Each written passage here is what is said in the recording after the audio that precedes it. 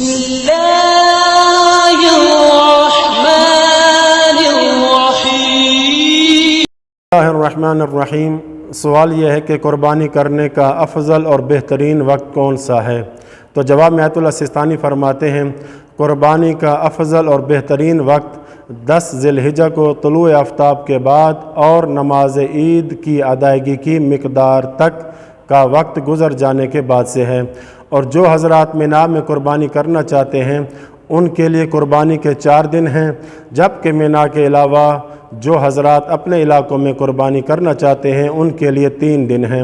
اگرچہ بہتر ہے کہ مینا میں پہلے 3 دن یعنی 10، 11 اور 12 ذی الحج کو قربانی کی جائے اور مینا کے علاوہ فقط 10 ذی الحج کو قربانی کی جائے۔ دوسرا سوال یہ ہے کیا مرحومین کی جانب سے عید الاضحیٰ کی قربانی کر سکتے ہیں؟ تو جواب میں آیت اللہ سستانی فرماتے ہیں مرحومین کی جانب سے عید الاضحیٰ کی قربانی رجاء مطلوبیت کی نیت سے کی جا سکتی ہے۔ اسی طرح قربانی کا ثواب مرحوم والدین اور دیگر مرحوم رشتہ داروں کو ہدیہ کیا جا سکتا ہے۔ وصلی اللہ علی محمد